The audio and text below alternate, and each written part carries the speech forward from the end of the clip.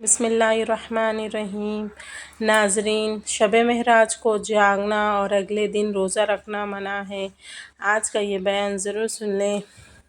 ناظرین، واقعہ معراج اللہ تعالیٰ کی قدرت کی نشانیوں میں سے ایک نشانی ہے جو چشم زدن میں بظاہر رونما ہوا، لیکن حقیقت میں اس میں کتنا وقت لگا یہ اللہ تعالیٰ اور اس کے رسول صلی اللہ علیہ وسلم بہتر جانتے ہیں۔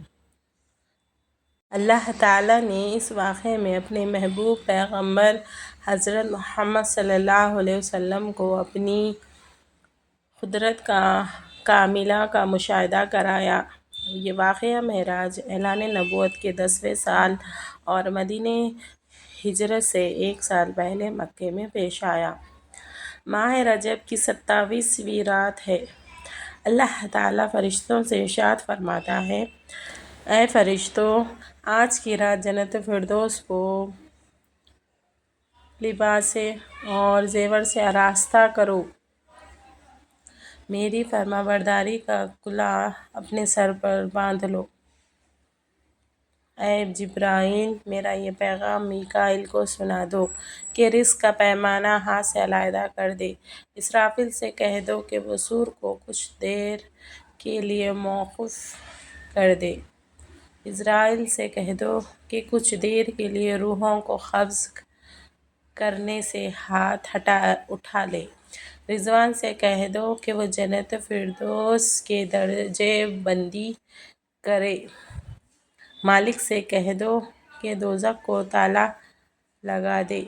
گھندے بریک کی روحوں سے کہہ دو کہ آراستہ اور پہراستہ ہو جائیں اور جنت کے محلوں کی چھتوں پر سب بستہ کھڑے ہو جائیں، اور جنت کے جو محل ہیں ان کی چھتوں پر اس طرح سے کھڑے ہوں کہ یوں معلوم ہو جیسے سر بستہ کھڑے ہیں۔ مشرق سے مغرب تک جس قدر قبریں ہیں ان سب سے عذاب ختم کر دیا جائے۔ آج کی رات شب معراج، میرے محبوب حضرت محمد صلی اللہ علیہ وسلم کے استقبال کے لیے تیار ہو جاؤ۔ چشم زدن میں عالم بالا کا نقشہ بدل جاتا ہے۔ حکم ربی ہوا: اے جبرائیل، اپنے ساتھ 70,000 فرشتے لے جاؤ۔ حکم الہی سن کر جبرائیل امین علیہ السلام سواری لینے جنت میں جاتے ہیں، اور آپ نے ایسی سواری کا انتخاب کیا جو آج تک کسی شہنشاہ کو بھی میسر نہ ہوئی گئی۔ میسر ہونا تو دور کی بات ہے، دیکھی تک نہ ہوگی، اور دیکھنا تو دور کی بات سوچی تک نہ ہوگی۔ اس سواری کا نام براق ہے۔ تفسیر روح البیان میں ہے کہ نبی کریم صلی اللہ علیہ وسلم سے پہلے براق پر کوئی سوار نہیں ہوا۔ ماہ رجب کی 27ویں شب کس قدر پرکیف رات ہے۔ مطلع بالکل صاف ہے، فضاؤں میں عجیب سی کیفیت طاری ہے۔ رات آہستہ آہستہ کیف و نشاط کی مستی میں مست ہوتی جا رہی ہے۔ ستارے پورے آب و تاب کے ساتھ جھلملا رہے ہیں۔ پوری دنیا پر سکوت و خاموشی کا عالم طاری ہے۔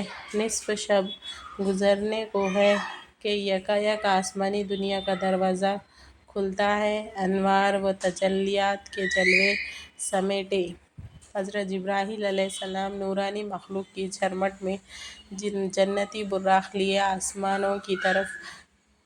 آسمان کی بلندیوں سے اتر کر حضرت امام ہانی رضی اللہ تعالیٰ عنہ کے گھر تشریف لاتے ہیں، جہاں ماہ نبوت حضرت محمد صلی اللہ علیہ وسلم محو خواب ہیں، آنکھیں بند کیے دل بیدار لیے آرام فرما رہے ہیں۔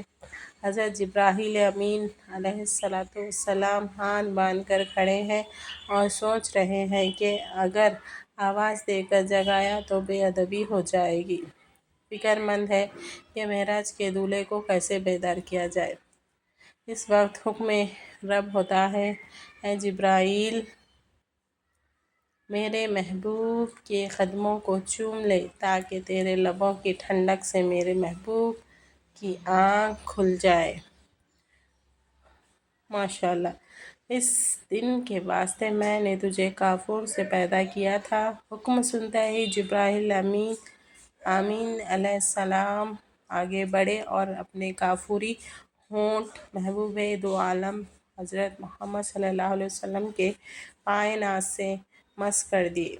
یہ منظر بھی کس قدر حسین ہوگا جب جبرائیل امین علیہ السلام نے فخر کائنات حضرت محمد صلی اللہ علیہ وسلم کے قدموں کو بوسہ دیا۔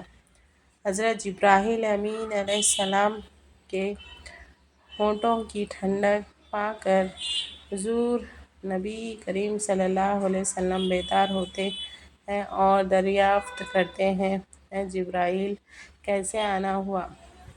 عرض کرتے ہیں، یا رسول اللہ صلی اللہ علیہ وسلم، خدائے بزرگ و برتر کی طرف سے بلاوے کا پروانہ لے کر حاضر ہوا ہوں۔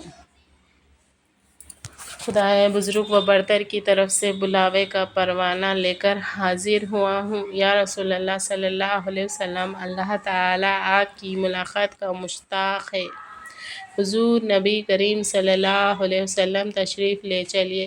زمین سے لے کر آسمانوں تک ساری گزرگاہوں پر مشتاق دیدار کا ہجوم ہاتھ باندھے کھڑا ہے۔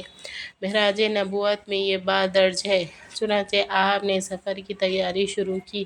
اس مقام پر یہ بات ذہن نشین رہے کہ یہ سفر محض ایک سیر نہ تھی بلکہ انسانیت کے وقار کی معراج تھی۔ جب آپ صلی اللہ علیہ وسلم نے براق پر قدم رکھا تو وہ فرط جذبات سے جھومنے لگا۔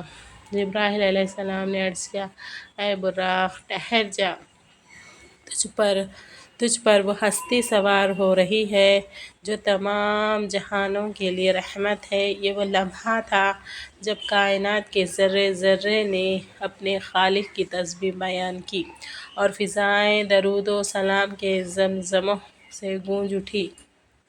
آپ صلی اللہ علیہ وسلم کا یہ سفر زمینی فاصلوں سے ماورا ہو کر آفاق کی گہرائیوں میں اتر گیا، جہاں وقت تھم گیا اور مکان سمٹ گیا۔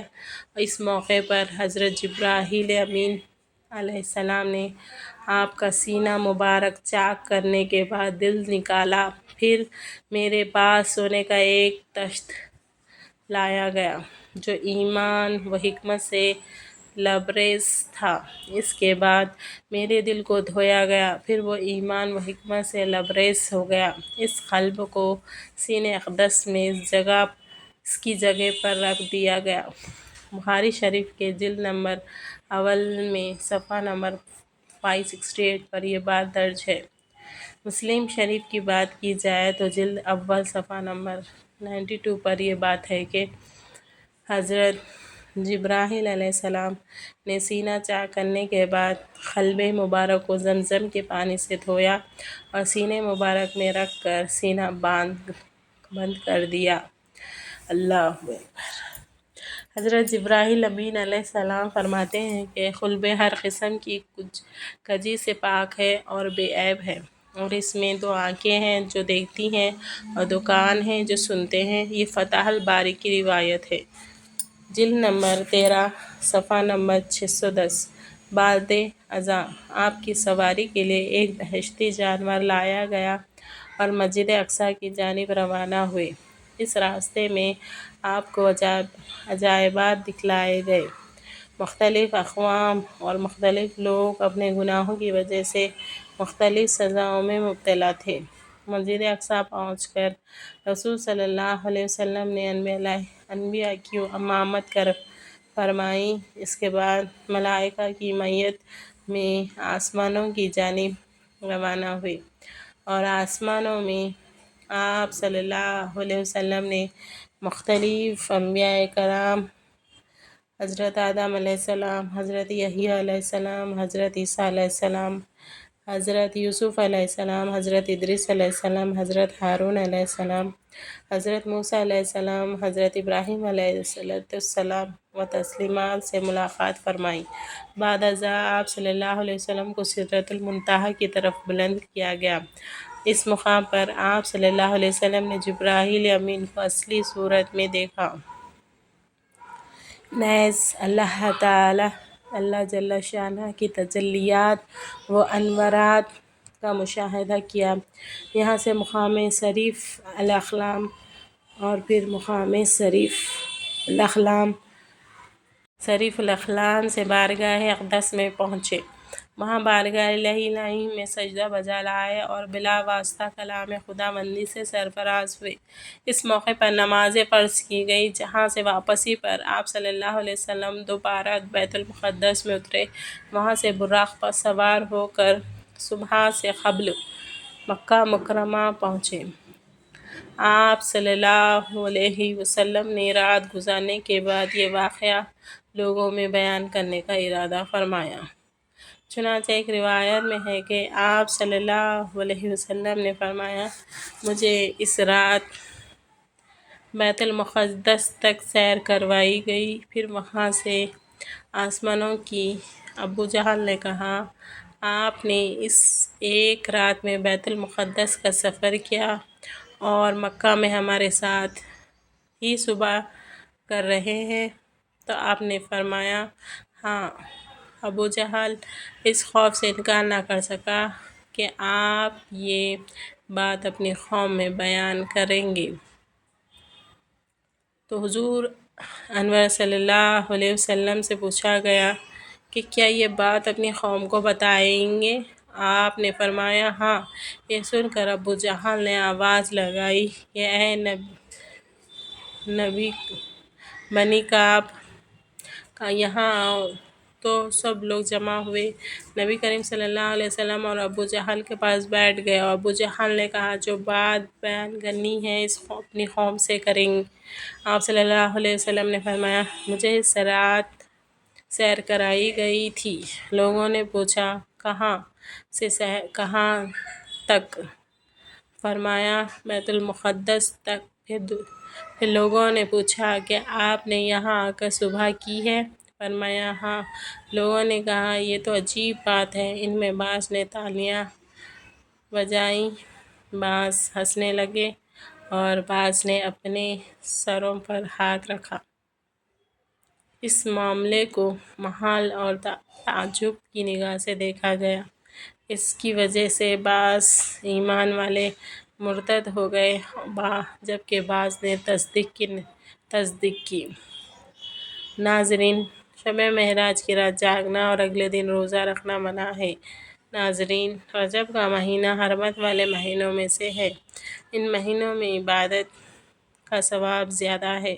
البتہ رجب کے مہینے میں تخصیص کے ساتھ خصوصاً کسی دن روزہ رکھنا یا کوئی مخصوص قسم کی تسبیحات صحیح حدیث سے ثابت نہیں ہے، لہٰذا 27 رجب کو تخصیص کے ساتھ روزہ رکھنے اور اس رات شب بیدار رہ کر مخصوص عبادت کرنے، مثلاً صلاۃ الغائب یا دیگر مخصوص تسبیحات وغیرہ کا التزام درست نہیں ہے، اور اس کی جو فضیلت عوام میں مشہور ہے کہ اس روزے کا ثواب 1000 روزے کے برابر ہے، یہ ثابت نہیں ہے۔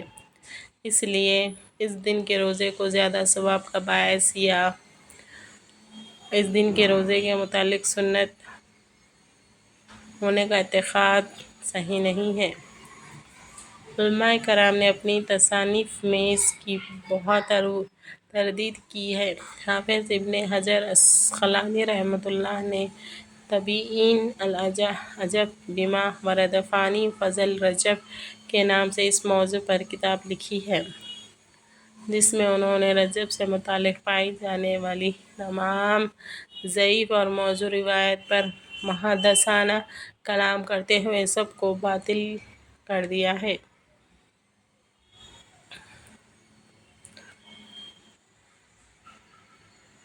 ماہرین شریعت 27 رجب کو روزہ رکھنے کے متعلق فرماتے ہیں کہ اس عمل کا التزام نادرست ہے اور بدعت ہے۔ مفتیان کرام فرماتے ہیں 27 رجب کے روزے کو جو عام 1000 روزے کہتے ہیں اور 1000 روزوں کے برابر کا اس کا ثواب سمجھتے ہیں، اس کی کچھ اصل حاصل نہیں ہے۔ مستند فتاویٰ میں یہ بات درج ہے کہ ماہ رجب میں تاریخ مذکوروں میں روزے رکھنے کی فضیلت پر بعض روایات وارد ہوئی ہیں، لیکن وہ روایات محدثین کے نزدیک درجہ صحت کو نہیں پہنچے۔ یہاں یہ بات سمجھنا ضروری ہے کہ دین کی بنیاد جذبات پر نہیں بلکہ مستند شرعی دلائل پر ہے۔ محبت رسول صلی اللہ علیہ وسلم کا تقاضا یہ ہے کہ ہم اس طریقے پر عمل کریں جو آپ صلی اللہ علیہ وسلم نے اور آپ کے صحابہ کرام نے ہمیں سکھایا۔ اگر 27 رجب کی رات جاگنے اور روزہ رکھنے میں کوئی خاص فضیلت ہوتی تو صحابہ کرام جو نیکیوں کے سب سے زیادہ حریص تھے وہ کبھی اسے نہ چھوڑتے۔ آج کل سوشل میڈیا کے دور میں من گھڑت روایت کو بہت تیزی سے پھیلایا جاتا ہے، جس سے عام مسلمان یہ سمجھ بیٹھتا ہے کہ شاید یہی اصل دین ہے۔ ہمیں چاہیے کہ ہم اپنی عبادتوں کو ریاکاری اور خود ساختہ رسومات سے پاک رکھیں اور صرف ان اعمال پر توجہ دیں جو قرآن و حدیث سے ثابت ہیں۔ یاد رکھیے کہ اللہ کے ہاں وہی عمل قبول ہوتا ہے جو خلوص نیت کے ساتھ سنت کے مطابق کیا جائے۔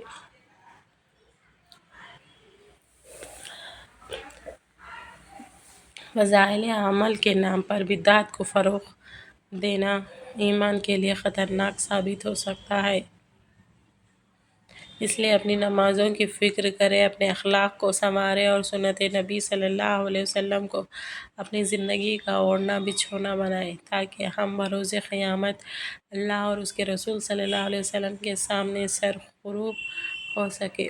اصل بندگی یہ نہیں کہ ہم اپنی مرضی کی تاریخیں مقرر کریں، بلکہ اصل بندگی یہ ہے کہ ہم ہر لمحہ اللہ کی یاد میں گزاریں اور ان سنتوں کو زندہ کریں جن کا ذکر احادیث صحیحہ میں موجود ہے۔ معراج کا اصل سبق نماز کی پابندی اور رب کی عظمت کا احساس ہے، نہ کہ صرف ایک رات کا جشن۔ ہمیں چاہیے کہ ہم اپنی زندگیوں کا محاسبہ کریں اور ہر اس کام سے بچیں جس کی بنیاد دلیل پر نہیں بلکہ سنی سنائی باتوں پر ہے۔ اللہ ہمیں حق سمجھنے اور اس پر ثابت قدم رہنے کی توفیق عطا فرمائے، آمین۔ ناظرین، کمنٹ باکس میں اللہ تعالیٰ کے 99 ناموں میں سے ایک نام ضرور ٹائپ کریں۔ ویڈیو اچھی لگے تو ویڈیو کو لائک کریں، شیئر کریں، چینل کو سبسکرائب کریں۔ اگلی ویڈیو تک کے لیے اجازت دیجیے۔ خدا حافظ۔